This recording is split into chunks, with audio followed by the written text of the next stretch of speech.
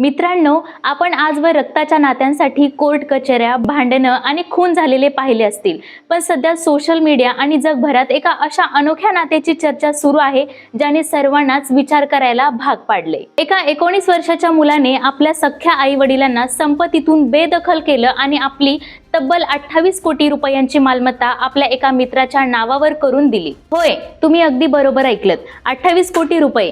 पण या मुलाने इतका टोकाचा निर्णय का घेतला, यामागची कहाणी ऐकून तुमच्याही डोळ्यात पाणी येईल. नमस्कार, मी काजल. राष्ट्रभूमीमध्ये तुमचं मनपूर्वक स्वागत. ही सत्य घटना घडली आहे चीनमधील शंघाई शहरात. इथे राहणाऱ्या 19 वर्षीय तरुणाचे नाव ली असे आहे. या तरुणाच्या नावावर शंघाई शहरात एक अत्यंत महागडा आलिशान फ्लॅट आणि बँक खात्यात करोडो रुपये आहेत. या संपत्तीची एकूण किंमत अंदाजे 20 लक्ष युआन म्हणजेच भारतीय चलनानुसार जवळपास 28 कोटी 10 लाख रुपये आहेत. कायद्यानुसार तरुण वयात जर कोणाचा मृत्यू झाला किंवा काही अघटित झालं तर त्याची संपत्ती त्याच्या आई वडिलांना मिळते.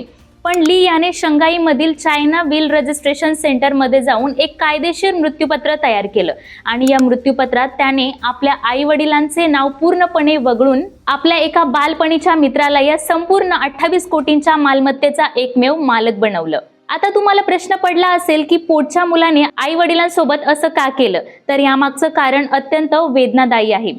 ली जेव्हा लहान होता तेव्हाच त्याच्या आई वडिलांचा घटस्फोट झाला होता.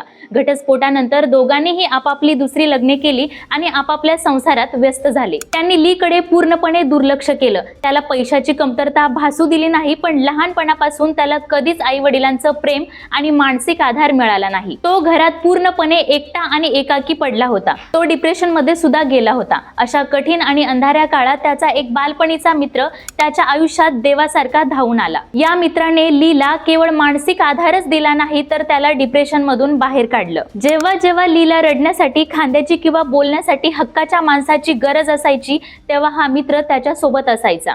लीच्या मते ज्या पालकांनी जन्म दिला त्यांनी फक्त पैसा दिला, पण या मित्राने त्याला जगण्याची नवी उमेद आणि जीवन दिलं. आता प्रश्न येतो की ली याने वयाच्या अवघ्या 19व्या वर्षी मृत्यूपत्र का बनवलं, तर याचं कारण असं आहे की ली याला एक्स्ट्रीम स्पोर्ट्स म्हणजेच अत्यंत धोकादायक आणि साहसी खेळ खेळण्याची प्रचंड आवड आहे. या खेळांमध्ये जीवाला खूप मोठा धोका असतो. ली याला जाणीव होती की अशा खेळांदरम्यान जर कधी त्याचा अपघात झाला किंवा त्याचा जीव गेला तर त्याची ही 28 कोटींची संपत्ती आपोआप त्याच्या स्वार्थी आई वडिलांकडे जाईल. त्यांनी त्याला कधीच आपलं मानलं नाही. आपल्या मृत्यूनंतर ही संपत्ती चुकीच्या लोकांच्या हातात जाण्यापेक्षा ज्या मित्राने आयुष्यभर आपल्याला साथ दिली त्याच्या कामाला यावी म्हणून त्याने इतक्या कमी वयात हे कायदेशीर पाऊल उचललं. या 19व्या वर्षाच्या मुलाने जगाला दाखवून दिलं की कधी कधी रक्ताच्या नात्यांपेक्षा मैत्रीचं नातं खूप जास्त पवित्र आणि खंबीर असतं. पैसा सगळं काही विकत घेऊ शकतो, पण खरी मैत्री नाही.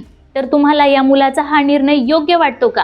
त्याने आई वडिलांना सोडून मित्राला 28 कोटीचं देणं बरोबर होतं की चूक? आणि हो, तुमच्या आयुष्यातही असा एखादा जिगरी मित्र आहे का ज्याच्यावर तुम्ही डोळे बंद करून विश्वास ठेवू शकता?